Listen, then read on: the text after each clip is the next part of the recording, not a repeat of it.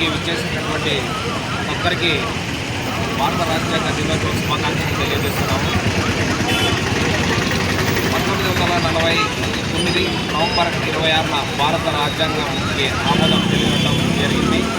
దానికి గుర్తుగా ప్రతి సంవత్సరం నవంబర్ 26వ తేదీన భారత రాజ్యాంగ దినోత్సవం భారతదేశం మొత్తం ఘనంగా జరుపుకోవడం మనమందరికీ తెలిసిన విషయమే. ఇదే సందర్భంగా డాక్టర్ బాబాసాహెబ్ అంబేద్కర్ గారు భారతదేశంలో అనేక మతాలు, అనేక కులాలు, వివిధ భిన్నత్వం గల ప్రజానికం కలిగి ఉన్నారనే ఉద్దేశంతో ఎంతో శ్రమ కోర్చి తన జీవితాన్ని పణంగా పెట్టి ప్రపంచంలోనే అతిపెద్ద రాజ్యాంగాన్ని భారత రాజ్యాంగాన్ని రూపొందించడం జరిగింది. ఆ భారత రాజ్యాంగమే ఈరోజు భారతదేశానికి మార్గదర్శిగా ఉందని మేము తెలియజేస్తున్నాము.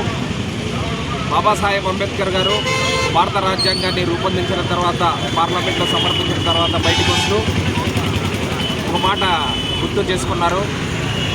మనమందరము భగవంతుడి కోసము ఎంతో అందమైన ఎంతో గొప్ప గుడి నిర్మించుకుంటే అందులో భగవంతుడి కంటే ముందు దయ్యం వస్తే ఆ గుడిని అలాగే పెట్టుకోగలమా?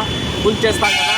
అలాగే నేను ఎంత గొప్ప రాజ్యాంగాన్ని రూపొందించినా కానీ దాన్ని అమలు పరిచేది పాలకులే. ఆ పాలకుల అమలులో లోటుపాట్లు ఉంటే ఇంత గొప్ప రాజ్యాంగం కూడా వృధానే అని తెలియజేయడం జరిగింది. అలాగే భారతదేశంలో అట్టడుగుడు ఉన్న ప్రతి ఒక్కరికి రాజ్యాంగ ఫలాలు అందినప్పుడే ఈ రాజ్యాంగానికి మాకు విలువని ఆ మహానుభావుడు తెలియజేయడం జరిగింది.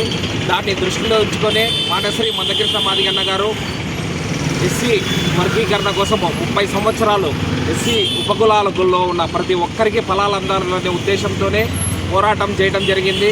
అందుకు అనుగుణంగా భారత అత్యున్నత న్యాయస్థానం కూడా ఆగస్టు 1వ తేదీన చారిత్రాత్మకమైన తీర్పు ఇవ్వడం కూడా మనకందరికీ గర్వకారణమని భావిస్తూ నాకు ఈ అవకాశం ఇచ్చిన ప్రతి ఒక్కరికి పేరు పేరున ధన్యవాదాలు తెలుపుతున్నాను. జై మాదిగా, జై మందకృష్ణ మాదిగా.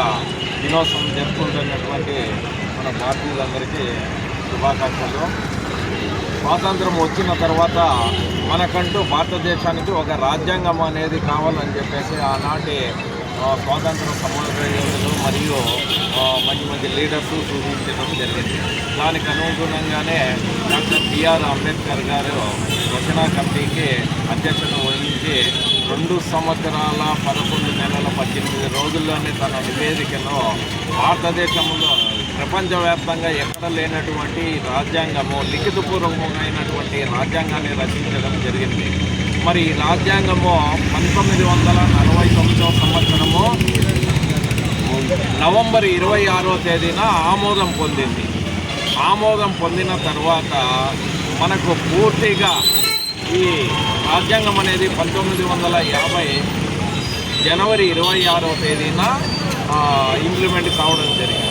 మరి ఈ రోజున ప్రత్యేకంగా మనం ఎందుకు ఈ రాజ్యాంగాన్ని దినోత్సవం జరుపుకుంటున్నామంటే మహానుభావులైనటువంటి ఈ రోజున అట్టడుగు ఉన్నటువంటి బడుగు బలహీన వర్గాలు, లౌకికవాదము, తర్వాత అన్నీ కలగొలిపినటువంటి రాజ్యాంగాన్ని అప్పుడప్పుడు మనము స్ఫూర్తి తెచ్చుకోవాలని చెప్పేసి 2015వ సంవత్సరమున ఇప్పుడు ఉన్నటువంటి ప్రధాని మోడీ గారు 2015 నవంబరు 19వ తేదీన ఈ రాజ్యాంగ దినోత్సవం ప్రతి ఒక్కరు భారతదేశంలో జరుపుకోవాలని చెప్పేసి సూచించడం జరిగింది.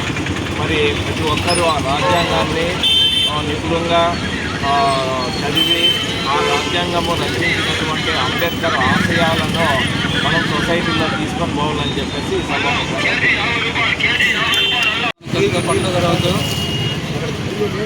యావత్ భారతదేశమే కాకుండా ప్రపంచంలోనే పెద్ద ప్రజాస్వామ్య దేశమైనటువంటి మన ప్రజాస్వామ్యానికి ఉపయోగపడేటువంటి రాజ్యాంగాన్ని అమలు చేపట్టిన రోజు ఈరోజు.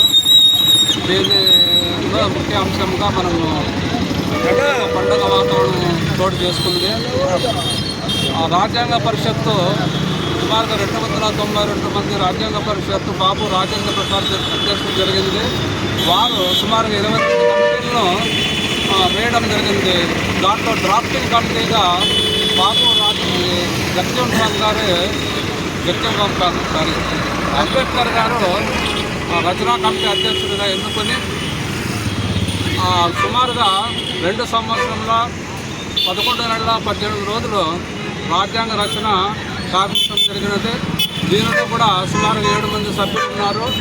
కాబట్టి ఇంత శ్రమ కోర్చి మన ప్రజాస్వామ్యాన్ని కాపాడటకు శాసన, రాజకీయ అన్ని రంగాలు కూడా దీనికి కట్టుబడి ఉంటాయి. కాబట్టి దేశానికి వెన్నెముకగా ఉన్నటువంటి ఈ రాజ్యాంగాన్ని కాపాడుకున్నటకు, వాళ్ళను మననం చేసుకున్నటకు మనము విద్యావంతులైన కానీ ఉద్యోగస్తులు కానీ రాజ్యాంగాన్ని మర్చిపోకుండా, దాని ఉనికిని పోగొట్టుకోకుండా ఇతరులకు తెలియపరిచే విధంగా మనము మన కేంద్ర ప్రభుత్వం కూడా 2025 నవంబర్ 26 వరకు 4 విడతలుగా దీన్ని జరుపుకోవాలని ప్రకటించింది.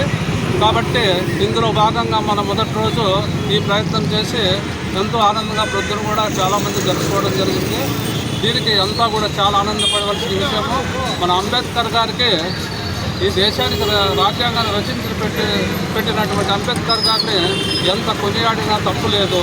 కాబట్టి ఈ ఆశయాలను కొనసాగించే దానికోసము మనమంతా మూపమ్మడిగా ఎప్పటికైనా కూడా ఐకమత్యంతో కలిగి ఈ రాజ్యాంగ విలువలను కాపాడుకోవాలని మనస్ఫూర్తిగా కోరుకుంటూ ఈ ఉపన్యాసాన్ని ముగించుకుంటున్నాం.